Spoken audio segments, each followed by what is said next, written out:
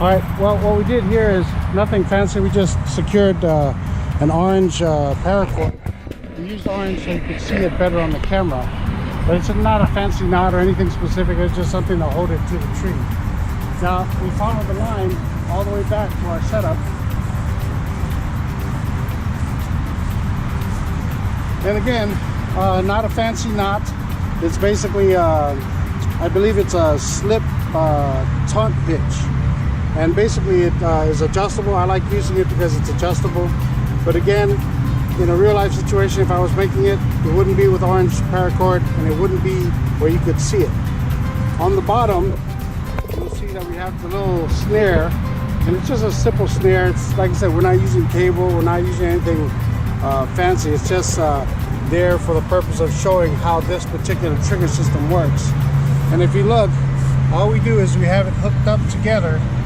You saw the two spikes that we made earlier, and like I said, we have the cord that would that's connected to the power, or the trigger is connected also to the tubing. Basically, it's a 50-pound pressure tubing. Well, anyway, so the trigger is set so that once somebody trips the line, it disconnects the trigger stick, and up goes the line, and there goes the snare. Now, for demonstration purposes, we're just going to put a chair in here. Basically, it's going to serve as whatever it is that you're trying to catch, like so, a leg or two, depends. Now, for realistic purposes, this is totally unrealistic. If I was making a trip line this wide, I definitely have a much larger scale, or a snare, much larger snare, and I would definitely be trying to put it a lot higher so that the person would be hanging up off the tree or an animal that I'm trying to catch. So now that we have this already set up, I'm going to have Matt just walk and trip the line so you can see how the trigger system would have worked. So now, watching Matt cross, he would hit it. Now, immediately, he would have triggered the stick, as you can see, and the snare would have caught on to whatever the leg of the animal that you're trying to catch or pest or whatever. Now, this system, like I said, is just for demonstration purposes. I used this little power tube simply because I didn't want to have to go get a springboard or a counterweight balance and all that stuff.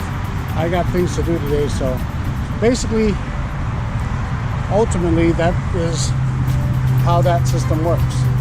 Again, that is the trip line snare system. And like I said, obviously I would never use this twine here to do it because, well, obviously the animal or whatever it is you're trying to trap would get away. I'd probably use cable, which probably would work a hell of a lot better. Maybe I'll set up a system with the cable and see how that works. All right, well, that's about it. We're gonna do the next one now. Okay, this is our, what is it, third? Our third and last setup. This is actually a tripwire setup that we actually found online.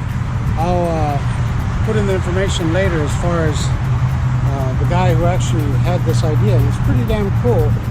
We haven't tested it yet, we're about to, but we figured we only got one shot at this before we have to reset it, and hopefully the things don't bend.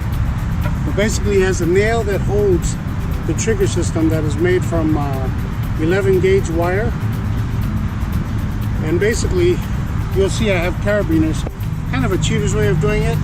I think the guy was saying you could use the 9 gauge or the 11 gauge wire to do the same thing, but that there on the ground is an actual snare. I can't remember the name of the company, but I have all the information of all the different products that we're actually using. Of course, the orange 550 cord is our trip line, and of course, like I said, it's a really far trip line that we put here, but it's the closest trees that we can get to at the park. Again, we're using the 50-pound rubber tubing for bow fit, just as the engine, because I'm lazy today and I don't want to use a counterbalance. But one of the other things is there's another carabiner, the blue one, as you can see, it's actually connected to a cable. So that cable was actually connected to a faraway tree in the original video that we saw, and our cable unfortunately is too short.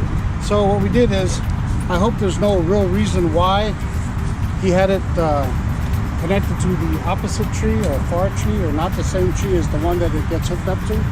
But we decided to just use a 25 kN carabiner to hook up the cable to make sure that once this snare is set off and this trip line is tripped, that once it goes up, it will not bear the whole pressure of the animal trying to get away.